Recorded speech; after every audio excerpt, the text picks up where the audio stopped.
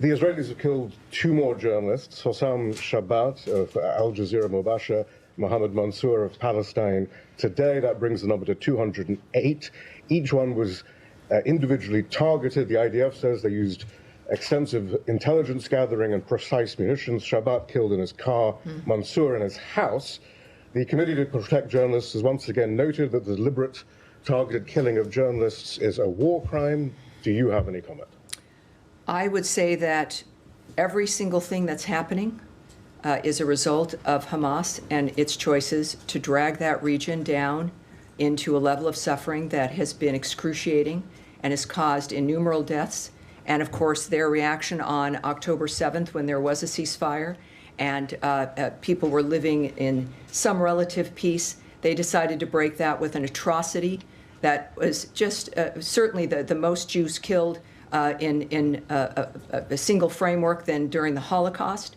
And we also, I can tell you, we stand by Israel and its needs as it defends itself through this period of time, as we also work with them so that they don't need to defend themselves from the barbarity of an entity that has destroyed lives for generations and continues to. So for everyone who has, so many people who do so many jobs and who've lived different lives, and the children and the babies who didn't have a chance to seek their fortunes or their life dreams because of the barbarity of certain people who think that murder is the only way to move through life. Is it a war crime? And I will tell. I'm certainly. I'm not going to stand here and declare what's a war crime and what isn't. But what we do know is a crime is the mass slaughter of any individuals. Certainly, the targeting of people simply because of who they are. That Jew hatred is a signal regarding the barbarity and the nature of who it is you're dealing with. The world knows that if you don't stop it and don't confront it as it bears its ugly face, it will not stop. And that is part of what this world now has decided, that when we say never again, we mean never again. But the principle. All right, behind Nadia here. Yes, sir, go ahead.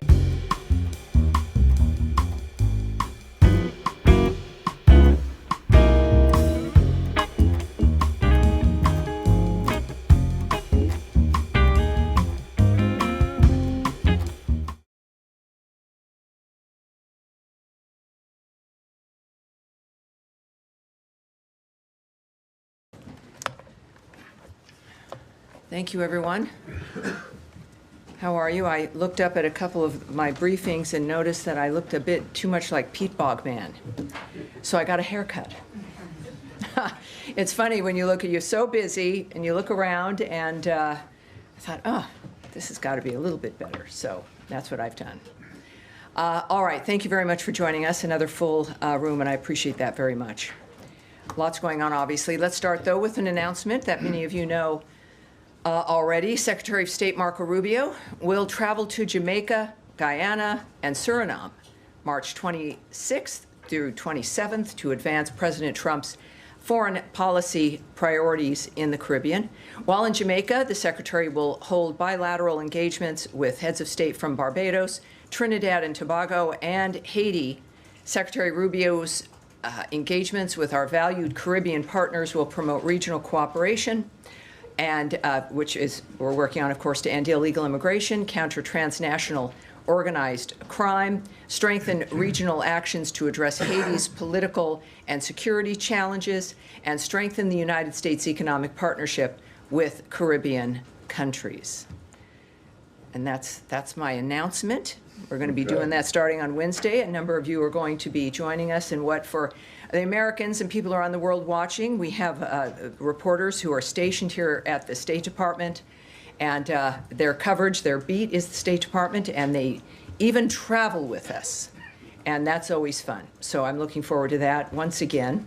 And we will start, dare I say, with Matt Lee. Okay. With the Associated Press. Thank you very much, Tammy. And thanks for the trip announcement. Yes. So over the course of the last day or so, embassies and consulates around the world appeared in what looks like it's a concerted social messaging campaign, have been posting tweets and Facebook accounts some of which are somewhat aggressive and warning people not to come to the United States if they are planning to, protest or cause riots or break the laws. My question is this: because it has always been an offense to not truthfully answer questions on a visa application form, which include your past and what your intents are, what you plan to do in the U.S. It has always been an offense that you can have your visa revoked or deported if you're found to be lying on this. I'm curious why it is that there is this Very good explanation. coordinated effort to get this message out now, and in some cases using this kind of aggressive language, like, you lie to us, you're out, that kind of thing. Well, I think that it's clear that it's a conversation that has not been happening for a while. Certain issues are in the news right now. There's a lot of new things that the world is hearing from a new administration, the Trump administration, which is in office because of its commitment to make America great again, certainly safe again, secure again, more prosperous.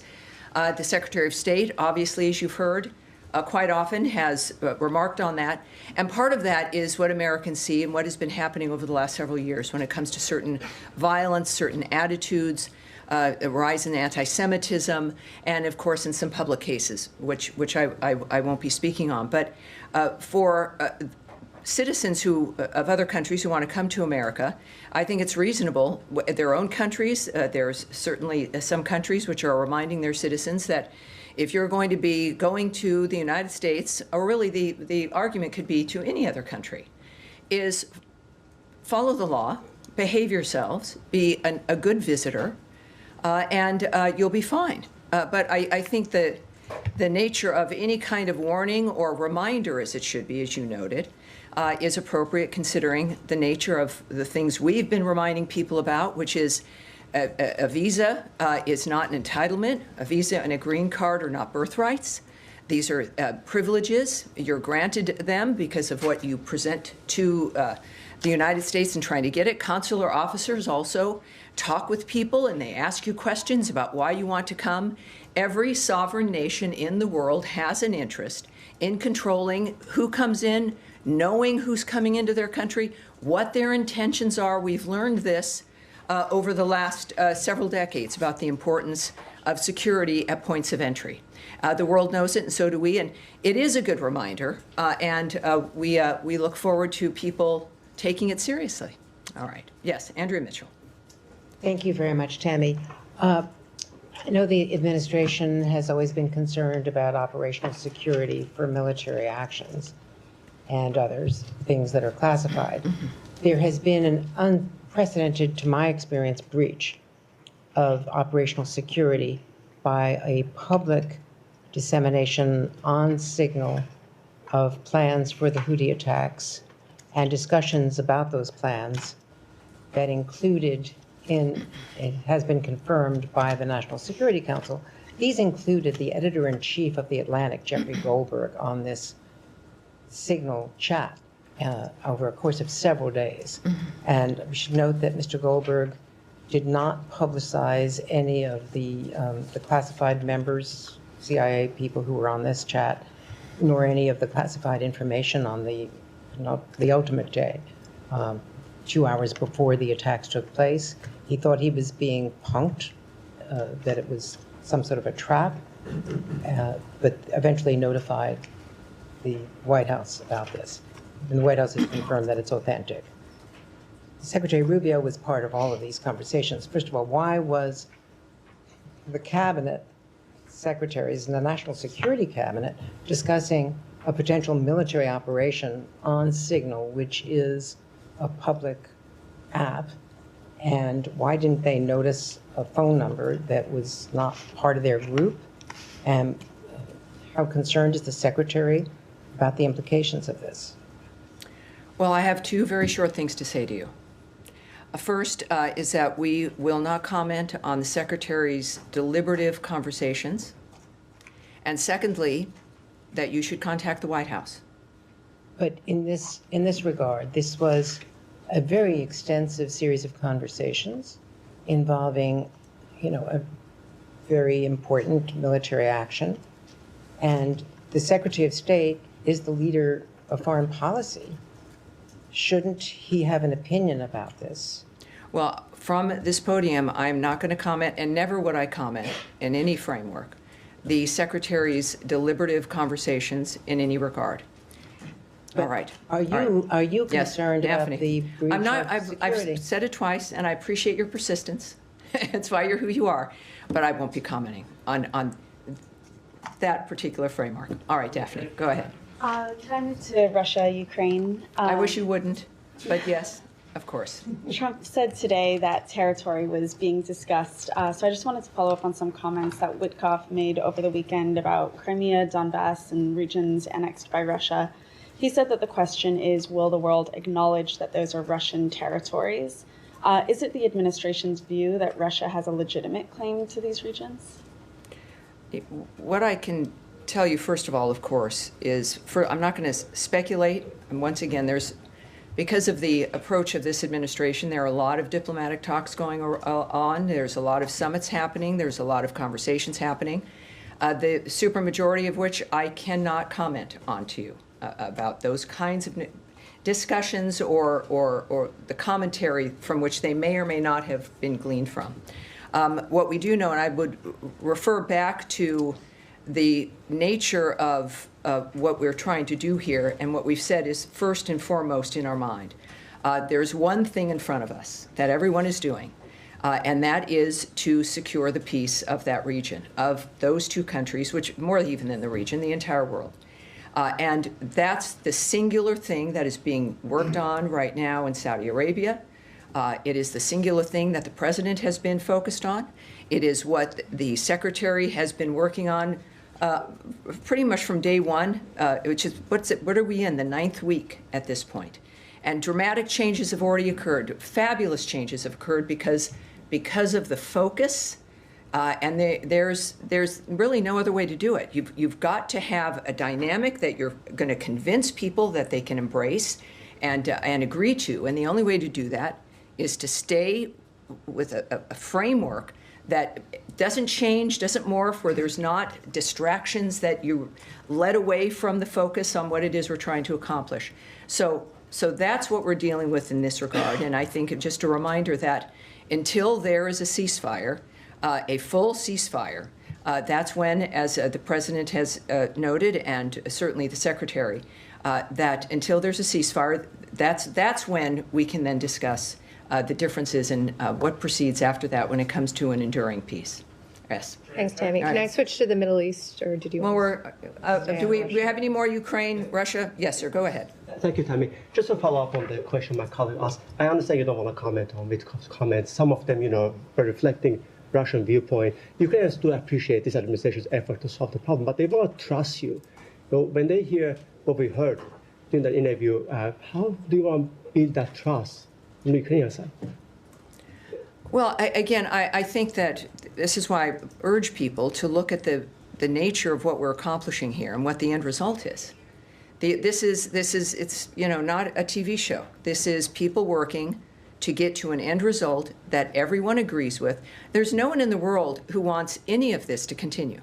There's the people involved, the innocent people on the ground, the world itself. We know all of this affects each one of us. Multiple countries are involved in one fashion or another, and this is about getting to an end point that the world has agreed upon and that all of us agree upon, and we can talk about other interviews or what someone might say, but the fact is, it's even when the secretary's been asked about whether he trusts Putin, the fact is, and I just go back to his point when asked about that, this isn't about trust or if, who you're dealing with and whether or not you like them or you don't, or what that dynamic is. The question is, what do you end with? Is it something that makes the difference in what everyone wants? Is it what we all agree on, and what is going to get us to that North Star of making sure that the slaughter stops? Again, we still deal with every day, even with this work. The people that were alive yesterday are not alive today. People that are alive today are not going to be alive tomorrow. And the focus has to remain in that framework. And the only thing that brings us to that point are the conversations that are happening, the technical discussions now happening in Saudi Arabia, conversations between presidents, and maneuverings and negotiations and diplomatic conversations that get us to a point of peace. That is the only thing, when we think about the next day, that matters. And that takes us to that point. Now, on that point, Right. I may also get your comment, your reaction to attack the Sumy region this afternoon. I'm sorry, to the what, sir? Sumy region of Ukraine got attacked. They targeted residential buildings, hospitals. Over 90 people got injured. 17 of them are children. Any reaction to that, please? All of us decry the impact. This is why we do the work we do on civilians. And it is why we continue to work for the ceasefire, and what the negotiations in Saudi are right now is to get that commitment and to get that done. So that's why we're doing what we do, because of the results like that in any war are problematic and heartbreaking, and we want to stop and reverse. So that's the point of why we're doing what we're doing right now. Yes? Thank you. Following up on this story that happened last week about the termination of a grant to the Yale initiative, research initiative in trying to track down Ukrainian children that have been taken by Russia. You mentioned last week in this room that the data exists. It's not been deleted. Correct. We also got a comment from the State Department saying that the department does not hold the data for the conflict observatory. The data resides on a platform owned by MITRE as part of the program, and we were referred to MITRE. In terms of evidence of where these children have gone, and when you're dealing with courts of law, is this data something that, even if it's sitting somewhere on someone else's server like MITRE, is it overseen or controlled by the US government in terms of making sure that it's not being tampered with? And is there a concern that with that particular initiative, the grant to that initiative terminated, is there a concern that there's a delay in the work that these researchers were doing in terms of more of a search and rescue of these particular 30,000 children now being hindered? Well, as you noted, and I will confirm again, is that the data exists. What I will say to your question is that we know it is secure. And that is all I'll discuss about the nature of where it sits and where it is. It's secure. I will also mention something I'd mentioned to you actually earlier, which is that this data and this kind of a program, the grant has been stopped, of course. But it doesn't mean just because something has changed, as this has, that it disappears or stops or becomes something that we can't use. So I would just remind you that there's a variety of dynamics that are occurring when it comes to the world knowing about those missing children. The nature of, I know, President Trump's concern about those missing children. The world is concerned. And the fact, to say the least, Ukraine has been advocating for this. They've been passionate about saving their nation and certainly getting those children back from Russia. And I think that this is, when we think about now the nature of the negotiations, or certainly the conversations, that is part of those conversations. And it's something that we all hope will be resolved sooner than later. Yes, sir. We ready to move on to the Middle East, or you want? I think we should. Sure, let's do it. So 2 topics for you. I'll squeeze them in back to back. Mahmoud Khalil, there was a DOJ brief filing with the court regarding his case. Mm-hmm. And one of the assertions in there was that he had failed to mention part of his resume, part of his history. And one of the things that DOJ brought up was his work with UNRWA. So I know you can't comment on a particular visa case. I'm not going to ask you. I know the drill. But in a larger perspective, does the State Department now look upon work with UNRWA as a potential negative when applying for a green card or other visa? That's question 1. Question 2, on Friday, Dorothy Shea, who heads up on an interim basis the U.S. mission to the UN, called Security Council Resolution 2334 a mistake. It's been, for the most part, the defining policy around settlements for a while now, other than the first Trump admin. The spokesman for the mission told me there's been no change in policy. Her statement doesn't reflect a change in policy. But obviously, she calls it a mistake. It means something.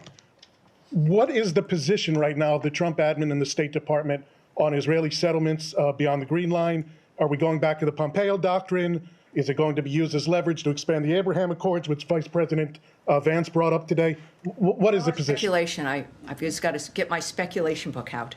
I'm not going to speculate. I'm not going to guess what's in the minds of diplomats, and diplomats are involved, including an ambassador and her statements. I'm not going to speculate on any of that, what they mean, or what other leaders are going to do or not do. And I appreciate we all have questions about certain things.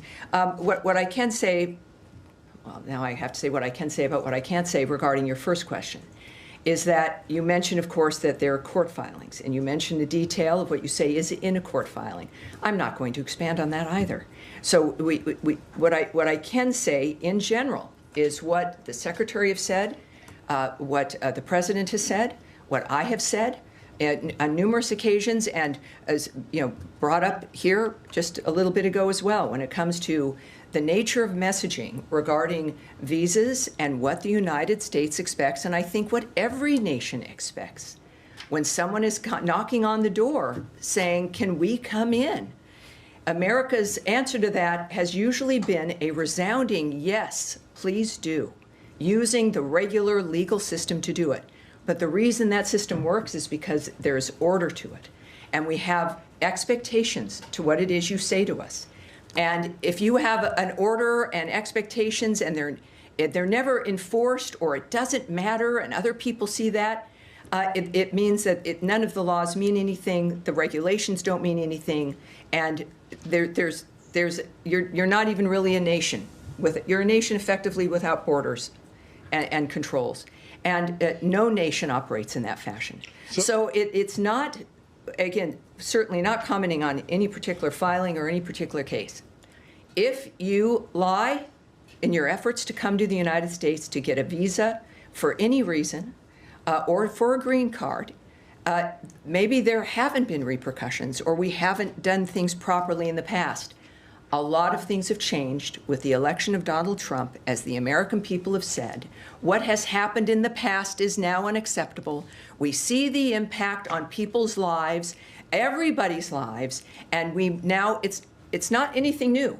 We want to have the order back. We want to have the rules, the expectations, the values back to how we make our decisions. So it is an important message. It's a normal message. It's a reasonable message.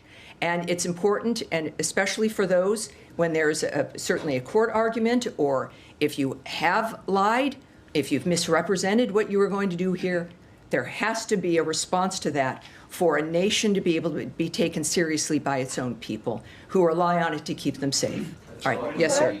Yes. Hi. Changing subject. I'm sorry. Clearly, well, hold on now. So keep that in mind. So now, where were you going? Hold on. All of you, you're right here in front of me. I'm willing to stay here as long as I need to. Yes, ma'am. Nadia. I have two questions, but I want to follow up on the application form, just to be clear. So you're saying that Mahmoud Khalil has lied on the application? Oh, I never commented on his case. I never said that he did at all. I'm saying that if anyone coming here, and when you're filing, if you're trying to get a visa or anything else, I never spoke about him and what he did or did not do. I'll take this one back. Yes. Fair enough. But my question to you is, for example, the evidence was taken against him that he was a member of UNRWA. Nadia, I have to tell you, I'm not going to remark at all on a particular case. It's not going to happen. Let me try again, different way. Do you think that last chance. 3 strikes there. Do you believe that if somebody is a member of UNRWA, of the UN organization, and they did not disclose that if they apply for a visa, so somebody was coming, since UNRWA is not a terrorist organization, are they denied a visa? This is related to a court filing regarding a specific case, including also we don't talk about visas and the specific dynamic there. I'm not going to speculate or confirm or not confirm any dynamic that belongs to the consular officers, to laws, to court filings that occur, or to the visa process for individuals. I'm not going to do that.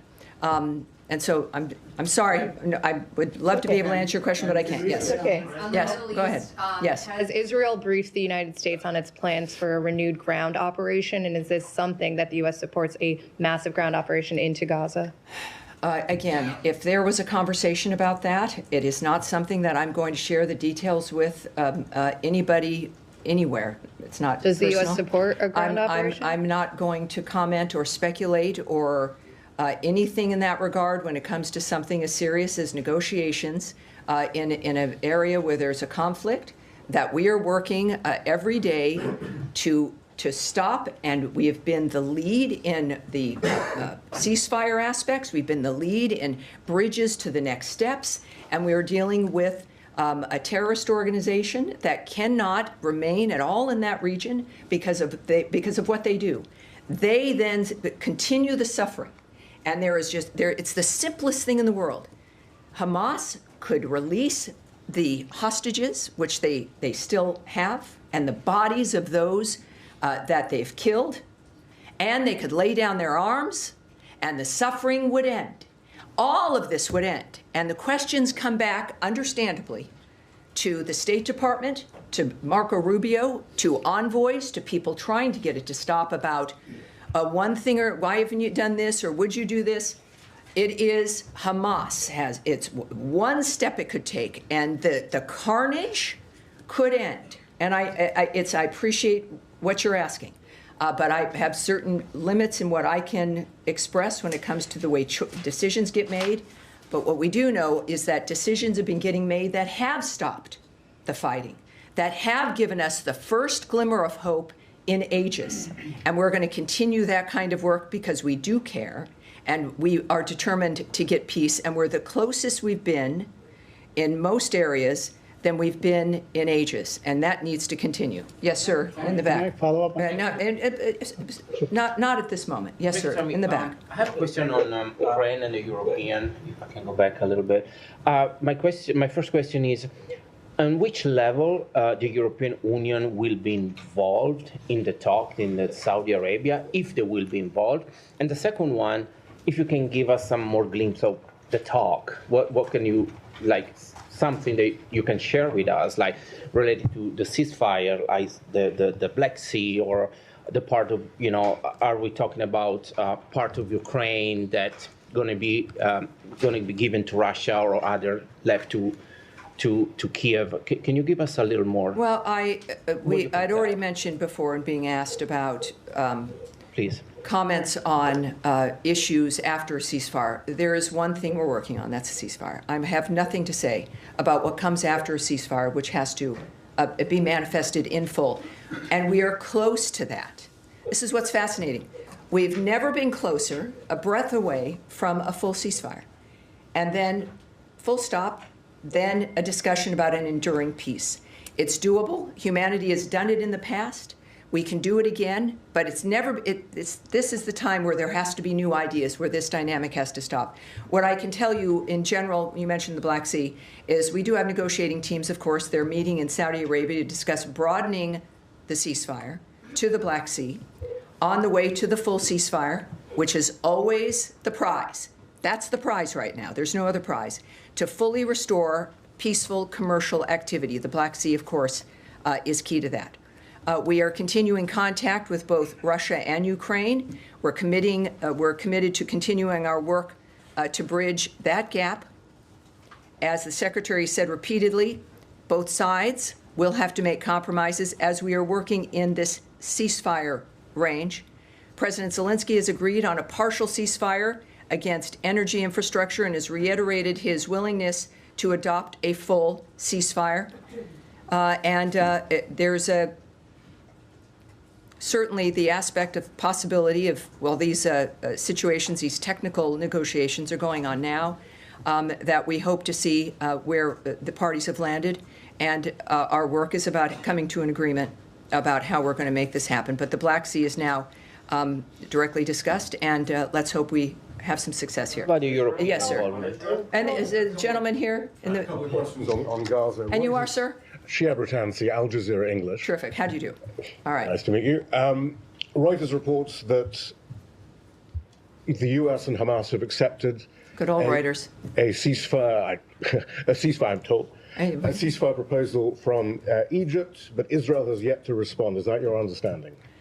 I don't have an understanding about what might be negotiations, nor am I going to speculate or guess. Of course, things we do know is that the Egyptians care about this situation. There is the Arab plan. We know that has been discussed. We know how the Arab plan has not met the requirements of the Trump administration in a couple of instances, and when it comes to certainly Gazans and their safety in this process.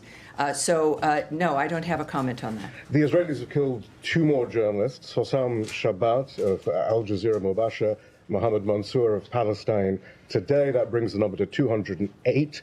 Each one was individually targeted. The IDF says they used extensive intelligence gathering and precise munitions. Shabbat killed in his car, Mansour in his house. The Committee to Protect Journalists has once again noted that the deliberate targeted killing of journalists is a war crime. Do you have any comment? I would say that every single thing that's happening is a result of Hamas and its choices to drag that region down into a level of suffering that has been excruciating and has caused innumerable deaths.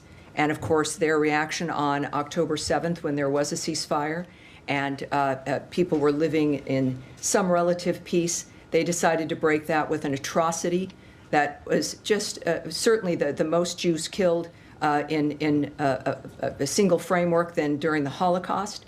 And we also, I can tell you, we stand by Israel and its needs as it defends itself through this period of time, as we also work with them so that they don't need to defend themselves from the barbarity of an entity that has destroyed lives for generations and continues to. So for everyone so many people who do so many jobs and who've lived different lives, and the children and the babies who didn't have a chance to seek their fortunes or their life dreams because of the barbarity of certain people who think that murder is the only way to move through life. Is it a war crime? And I will tell. I'm certainly. I'm not going to stand here and declare what's a war crime and what isn't. But what we do know is a crime is the mass slaughter of any individuals. Certainly, the targeting of people simply because of who they are. That Jew hatred is a signal regarding the barbarity and the nature of who it is you're dealing with. The world knows that if you don't stop it and don't confront it as it bears its ugly face, it will not stop. And that is part of what this world now has decided, that when we say never again, we mean never again. But the principle. All right, behind Nadia here. Yes, sir, go ahead. Yep, thank you. So much, Tammy. A question on the Iranian-backed groups in Iraq and the Popular Mobilization Forces, PMF. The Iraqi parliament remained deadlocked over a law regarding the Iranian-backed groups with political division. And now, I'm sorry, when you look down, it's interesting. I know you all have microphones in front of you. Yeah. I can't hear you. So can you just repeat that again so I can answer you properly? Yeah, my question is about the Iranian-backed groups in Iraq and the PMF. Yes. The Iraqi parliament remains deadlocked over a law regarding the Iranian-backed groups with political division. And the Washington Institute here in D.C. arguing that the law is less about genuine reform, but it's more about securing their role and their political and financial advantage for the Iranian-backed groups in Iraq. But my question is that how this administration assess the role of the Iranian-backed groups in Iraq. And the second question, there were reports circulating that this administration, including State Department, has requested the Iraqi government to dissolve the militia groups and the PMF. Have you made such a request? I can tell you a few things here. First, to strengthen Iraq's sovereignty, the government of Iraq must ensure it has command and control of all security forces within its borders, to include the PMF. These forces must respond to Iraq's commander-in-chief and not to Iran. We are also concerned that these Iran-aligned groups within the PMF, including designated foreign terrorist organizations, engage in violent and destabilizing activities in Iraq. We continue to urge the Iraqi government to rein in these groups and hold them accountable for breaking Iraqi law. The president has no higher priority than the safety of U.S. personnel, and he has made it clear that the United States will defend itself, its personnel, and its interests. So I hope that answers your question. Yeah, thank you. Yes, Saeed, please. Thank you. You've been, Tammy. yes, Very of course. quickly, I have a couple of questions. One on I'm not Gaza. surprised. Thank you. One on Gaza and one on the West Bank. On Gaza, I want to ask you about the humanitarian situation. It's been determined that over 97% of Gaza's underground water is unfit for human consumption, and it's being held. Are there, aside from possibly talks for a ceasefire, another ceasefire, and so on, are there any talks that you're aware of to get the humanitarian aid going, especially the water going? And second, I want to ask you on the West Bank, but I'll wait until you answer this. Well, this is why we want, and we're very disturbed when Hamas did not perform to make sure that the ceasefire could continue, that they did not do what they said they would do. So we know, of course, when it comes to the groundwater, of course, it's a crisis. It's exacerbated by the fact that you have a terrorist group that just doesn't care. When you think about the nature, we're concerned about groundwater. We know wherever you are and whoever you are, about what makes life possible. And yet you are dealing with an entity controlling and had controlled that area that not only is not caring about the nature of a quality of life, they don't care about life at all. Their reason for being is to use human beings as human shields and to murder and to rape, to just create a kind of suffering that is unimaginable for civilized human beings. So, of course, we care about this. This is why this administration has been determined and has been focused on changing that environment so it doesn't repeat for every generation. There's a certain point where all of us in this room will be gone from this planet. And your children, or the people you know, and your grandchildren will be sitting in these chairs. If we can, as our generations, can try to please, there'll always be problems. But with what we've learned over the last several centuries, certainly the last century, and the beginning of this one, is that it cannot continue, so that they can have other conversations, and maybe even better ones. But that has got to be what we focus on, and I think that it's I don't want to just say it's not a given. But every time I see you, Saeed, you ask me questions and I answer you in a similar way. And I believe I like you. You've gotten to know me a tiny bit. Is that I am serious when I say these things to you and say them to you from my experience working in this building with the people who've devoted their lives to dealing with these issues. People, I've mentioned the career people before, the bureaus that are in this building that work on the issues in the regions, certainly the people who are voted in by the American people. And it is every day, maybe I don't know what happened before in the last 50 years that makes it still an issue now. We are serious, beyond serious, that it's going to end. So I'm going to leave from there because I do, through the rest of the day and through this briefing, I end up answering, I think, many of your questions. Okay. And we're going to continue on. All right, now we're waiting patiently. Thank you, sir. Thanks, Tammy. Since this is my first briefing with you, Leon Bruno, AFP. Excellent. Thank you, sir. Everyone appreciate it. Is aware. Yes. I have two unrelated questions, please. No way. Unrelated. All right. Unrelated, yeah. The first is I'd like to go back to an issue which I think is important, which is U.S. aid and humanitarian aid in general. I know you've been asked about this, and you've said that the administration wanted to go after waste and fraud and what have you. When they did. Yeah. Yes. There's been many dire warnings today from UN AIDS agency. Last week from the UNICEF, the children agency. Also last week from the UNHCR, the refugee agency. Basically, the bottom line is, okay, you cut funding, you did this, you did that, but it's having and will have a major impact because it's disrupted many programs, especially from the UN and all that. So, and by dismantling USAID, who are experienced in delivering aid, and there were thousands of people doing it, who is actually doing now the control, coordination, and distribution of whatever aid is left at State Department? Are you equipped for that? And second, related to this is, what is your general comment as to these very dire warnings from very serious people about the millions of children or people who are going to suffer? And then unrelated question after. All right, thank God, because I was going to want to answer this one certainly first. And you haven't been here because we have been talking about this a lot. So I'm going to say something that everyone has heard in one fashion or another, which is a reminder that just because a structure has changed or stopped does not mean that the nature of our work in that issue has stopped.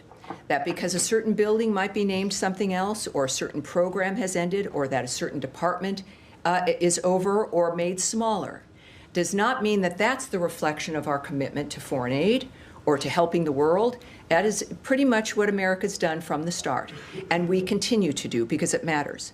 But it will only work when we understand whether or not it is working to accomplish the thing that the people running it say it would accomplish. If the money that is spent is actually, again, according to Samantha Power on her way out as the lead of USAID last year, said 7 to 10% of the money afforded to programs through her entity only gets to the people that need it, making a person wonder, and this is a new debate, of where does the other 90% go? So it is the height of irresponsibility to give people hope with spending billions of dollars, and it's not even reaching the people that you've told that it is supposed to go to. They don't see it. And you don't see the world getting better, do you? You see different things going on, but our expense of foreign aid increases, and you'd think if the foreign aid process was to work, the need for foreign aid would decrease. But it doesn't. It gets bigger and bigger and bigger. The Secretary has called it a foreign aid industrial complex, I think. And there is so much money that what has happened now is, in fact, a reform of this framework to make sure that if we're going to spend, as we have and will likely do in some fashion, billions of dollars to help the world, damn it, those billions of dollars better help the world. That is the basic standard. So there is disruption. We understand that. But it doesn't mean everything has come to a halt. It doesn't mean it ever did, or that it will in the future. Our commitment to foreign aid remains. And just because how it used to look, what it was before is gone, it means that it's going to just look differently, and it will be more efficient. And the waste, abuse, and fraud, which in the beginning of your question you said in a little bit of a snarky manner, sometimes I'm snarky as well, that was like what was said is that we wanted to deal with. Why else, I can say this for this administration, I think, for this State Department, why else are we here? For us, it's to fix this thing. It's to make it really work.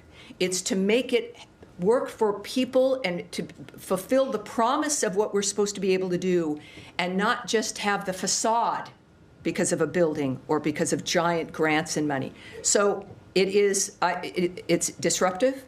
Again, foreign aid is not going to stop, not by any means. And the form in which it takes and what we expect for it to align with what's important to the United States, it is the taxpayer dollars.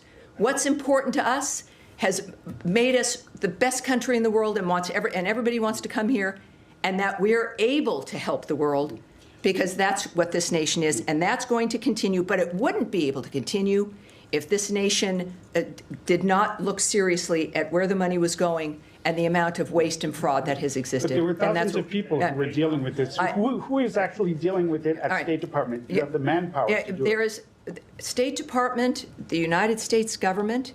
It's a very big entity.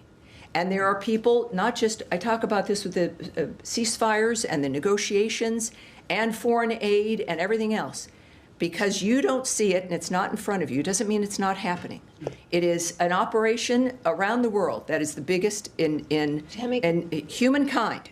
So I'm going to move on from that, because coming now to each of the briefings would be good, because you would have heard these answers beforehand. Yes, Andrea, let's get to some people in the back who've had their hands up. Glasses on, please. Yes, sir. Go ahead. I have a question back to the West Bank. I'm wondering if you've seen reports that the co-director of the Oscar-winning film No Other Land was just beaten by settlers and taken from the ambulance from which he was carrying.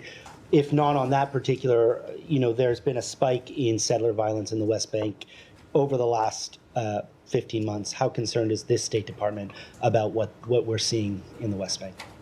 Well, I'm going to check any loss of life or people being harmed. Certainly, we decry, and that's something I'm going to want us to go back and check on, and I'll do that. But obviously, how concerned are we about violence? By settler violence against Palestinians. When it comes to the issue of violence, I think this State Department, this administration, and as I've been working here, and certainly as an American in general, it's obvious, without my going through a soliloquy again, that we care very much about that and want it to end. Yes, ma'am, in the back in purple. Thank you so much. On Israel, Ayşenur Ezgi Egi, who is an American Turkish activist, was killed by an Israeli soldier on September 6th in the occupied West Bank while attending a protest. More than 6 months have passed since the U.S. government called on Israel to investigate her killing, but there has been no action and accountability until this date. So I'm wondering if the administration pursuing justice and accountability for Ayşenur and other Americans who were killed by Israel, and would you support an independent investigation into her killing as demanded by Ayşenur's family? Again, because of the world we live in, often I have to say we decry the harming or the injury or the killing of anyone. But when it comes to the nature of what Israel is doing, obviously I'm not going to speak to the nature of the choices they've had to make in what is clearly one of the most difficult times in their history, in the history of everyone in the region. But what I will do, let's go back. Let's make sure we follow up, Heather, on that particular issue, and we'll take it from there. That's where we're going to go. And in the back, did I hear JFK? Because interestingly, we haven't brought that up yet. So let's give that a try here. Who is JFK? So who keeps saying JFK? Excellent, thank you. In the back? All right, let's do it. The JFK assassination is obviously back in the news, and Jefferson Morley of JFK Facts was on Bill O'Reilly's show, analyzing some of the documents that the Trump administration has released. One of the revelations that he discussed was the fact that James Angleton, the CIA counterintelligence chief, had relied on Israelis as part of his intelligence gathering operations, which included monitoring Oswald prior to the assassination. As you may be aware, JFK in the summer of 1963 was deeply concerned with Israel acquiring nuclear weapons. He had sent a series of letters to Ben-Gurion, Israel's founding prime minister, demanding that Israel allow inspectors. Ben-Gurion resigned just when he was pressed on the issue. I've got something I can say to this. Yeah, I do. You want me to say something? I got a question for you. All right. Israel continued stalling the inspections, and JFK was, of course, assassinated in November. Every president since has adopted Israel's policy of refusing to acknowledge the existence of Israel's nuclear arsenal. My question to you is, will this administration finally do so? Boy, we went from JFK and then to now Israel's nuclear arsenal. No, I understand. Here's what I will tell you about the JFK files. There's about 80. Excuse me, sir. Please. Thank you. About 80,000 pages of unredacted records related to the Kennedy assassination are currently being released, and I think they've finished at this point by order of President Trump. We know that also, as I'd been asked before, if there was any other material anywhere, this is it. This is all the material. It's out, and again, unredacted, and so that's good news. For my generation, this is also good news. Certainly, as you grow up with that kind of a dynamic that happened in this country, and now, of course, we happily can say that Robert F. Kennedy Jr. is contributing to the nature of our nation and making a difference as well. As far as the speculation and conspiracy theories about what was happening regarding that assassination and in the decades that followed, I have no comment for you, and nor am I going to speculate or comment on that. But I appreciate you being here and asking that regard. At the end, yes, sir. Go ahead, please. Thank you. Go ahead. Bangladesh. Please. Let's keep going. Thank you, Tammy. On Bangladesh, I have two questions. Bangladesh Army Chief warns of imminent Islamist extremist attacks on Bangladesh. Given the U.S. commitment to counterterrorism, what step is the U.S. taking to prevent Bangladesh from becoming another Afghanistan? Tammy, I have second question. How is the U.S. government addressing the unlawful imprisonment of journalists under Mohammed Yunus government and working to uphold press freedom in Bangladesh? Thank you. Yes, well, with the questions that we deal with a lot, I think that we go back to what's most important in the nature of how we handle other countries, what we expect of them, if we consider them our friends, the diplomatic scenario. Fortunately, we have an administration and a Secretary of State who's completely committed to diplomatic resolutions, to face-to-face conversations with our friends around the world, and certainly the impact, hopefully, of our strength and our president, who is known for taking things seriously, to know that we expect every country, certainly Bangladesh and others, to say the least, to follow the rules of human rights and to be cognizant and fair regarding the behavior and what their own citizens expect from their government. So I think that's a North Star for any nation, and I'm going to move on. We'll get one more in here. Yes, right here, right here. Ahead of Secretary Ushavance's planned trip to Greenland later this week, Greenland's prime minister called the visit a sign of American aggression and said that we're now at a level where it can in no way be characterized as a harmless visit from a politician's wife. Do you have a response to those comments, and do you see the relationship between the U.S. and Greenland as having deteriorated over the course of the past couple months? Well, I can tell you about the Second Lady's trip, so we'll start there. As the White House has announced, Second Lady Usha Vance will travel to Greenland with her son and a United States delegation to visit historical sites, learn about Greenlandic heritage, and attend Greenland's national dog sled race. The delegation will depart for Greenland on Thursday, March 27th, and return to the United States on Saturday, March 29th. When it comes to, I think, the details, the relationship between those two countries in particular, I would refer you to the White House for that. All right. I think that's it. All right. We're good. We're good. Thank you, everyone. I'm glad we got as much covered as we did. And no doubt, I'll be back on Friday, so we will be here Friday. And I'll see you then. Have a great rest of your day. Thank you. Thank you.